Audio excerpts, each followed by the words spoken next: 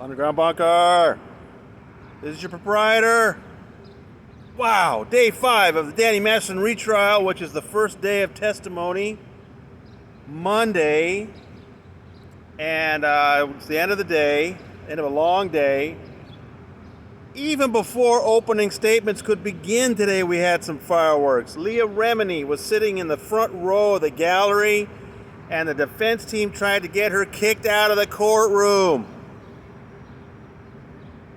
What Sean Hawley said was that at some point Claire Headley is going to be testifying, as the prosecution Scientology expert, and based on what they think Claire is going to testify to, the defense team wants to call Leah Remini as a witness.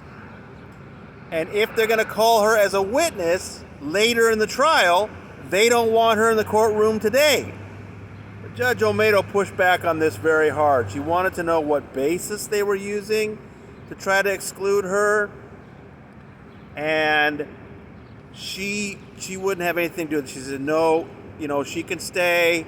She's not to talk to the witnesses about what she hears here in testimony today, but she's not going to exclude her. She said there were, remedies like admonishing her not to talk about things.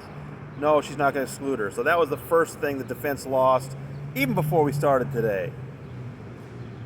Then it was the prosecution's turn to do opening statements. And last time I heard criticism from my fellow journalists about Deputy DA Reinhold Mueller's opening, that it was a little low energy and didn't put things together all that well. I think all of the journalists I talked to today said that he did a much better job this time. He told, one of my sort of concerns last trial was I felt that the prosecution could have done a better job telling the jury a narrative. They want to hear a story. And I think that Mueller did a much better job of doing that this time. Like, for example, in the first trial, there were a lot of inferences that suggested drugging, and they kind of were trusting the jury to put things together. This time, not the case. This time, he said they were drugged. We're going to have evidence to show they were drugged. In other words, to show that Masterson had this pattern. So that was much stronger. And it just felt like he did a better job. Also, they changed up the order.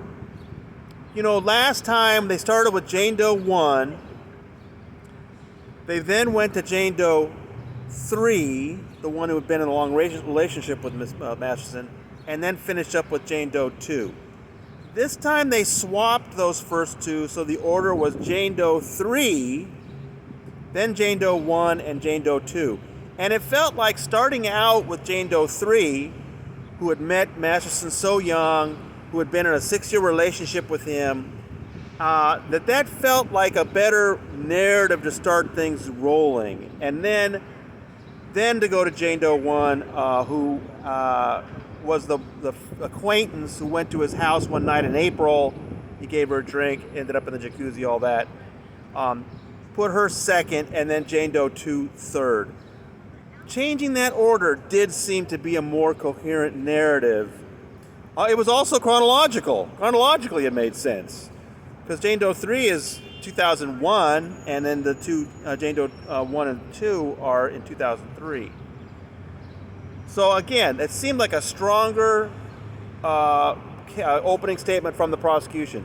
Also, a small detail that I noticed, and I think probably some of you will, is that in the first trial, Mueller finished with about 15 minutes to go before the lunch break, and Cohen was adamant that he wanted to start, even though even if he could only speak for a few minutes, he wanted those few minutes. He did not want Mueller's opening to linger over the lunch break.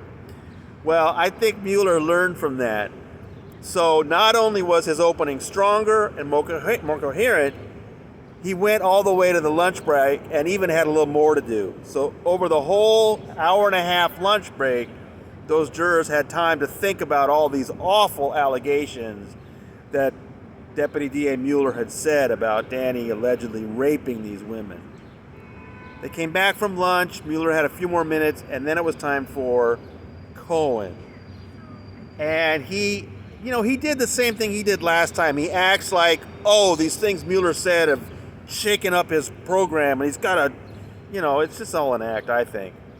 But he ran into problems because he wanted immediately to start reading in his opening statement, quotes from the first trial. He wanted to say, well, Mueller says Jane Doe 1 is going to say this now, but here's what she said last trial.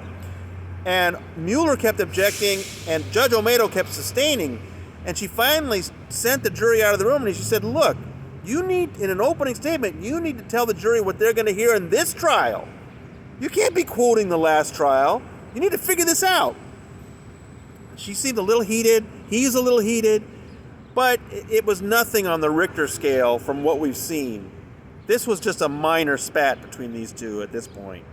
But, and then he adjusted. He found a way to then speak without quoting the first trial. But I think he was concerned because some of his exhibits had those quotes, and he realized this kind of messed up his program a little.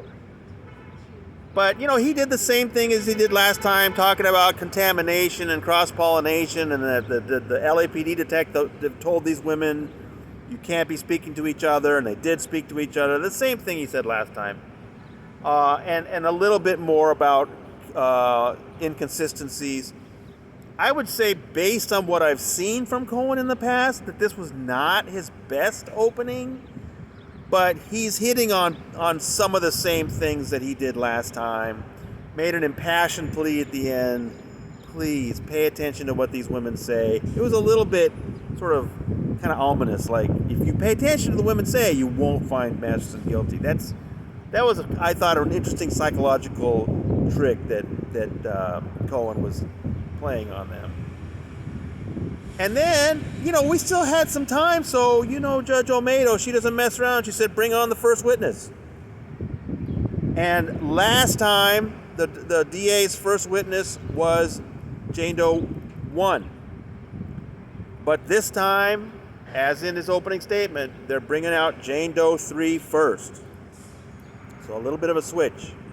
So she only had 15 minutes, so they only basically got through the very beginning of how she grew up in Alabama, and at 14 started modeling, moved to New York, and then moved to LA and met Masterson at a party, and they started living together almost immediately after they started dating. And then at some point, about a year in, things started to change. They had a great relationship at first, but then after about a year, he started getting abusive. And right there, that was where Judge Olmedo cut it off. It was the end of the day, and sent home the jury. But then Sean Hawley wanted to say something. And of course, these are always really interesting moments. Sean Hawley revealed that she's the one who's going to be cross-examining Jane Doe 3. Now, I had not said anything about who's cross-examining who before this trial because there'd been nothing official. But somebody had been saying that, Sean Hawley's not going to cross-examine these women. I didn't say that because I didn't know anything about it. Well, now Sean Hawley herself has said she is cross-examining Jane Doe 3.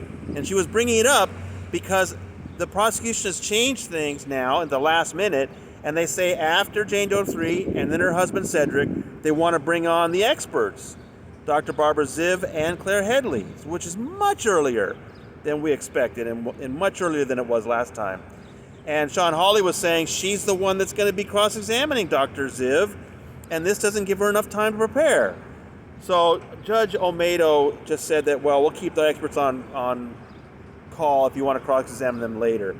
But whatever. The interesting thing for us is that now we know that it's Sean Hawley who's going to be cross-examining Jane Doe 3. So that should be very different. Or, who knows? Will it be much different than when Philip Cohen cross-examined her? We don't know. But it's an interesting thing to learn at the very end of today.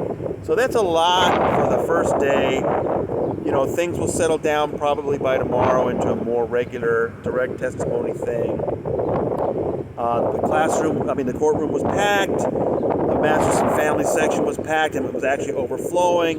But all the usual folks. Bijou was there, her sister Mackenzie Phillips, Christopher Masterson, Jordan Masterson, and Will Masterson, three brothers of Danny, were all there. Their mother was there, as well as the usual family friends like Graham Brewer and Chris Wadham. So in some ways it feels very familiar. It's a lot of the same reporters I'm used to. So, but it's really interesting to see it get going. I hope you're enjoying our reports. If you're seeing this on YouTube, please, you've got to sign up for free emails at tonyortega.substack.com. You will get my detailed reports from court. I put out 4 of them today with virtually everything everybody said. So, once again, signing out from the Clara Shortridge Foltz Criminal Justice Center. Until tomorrow.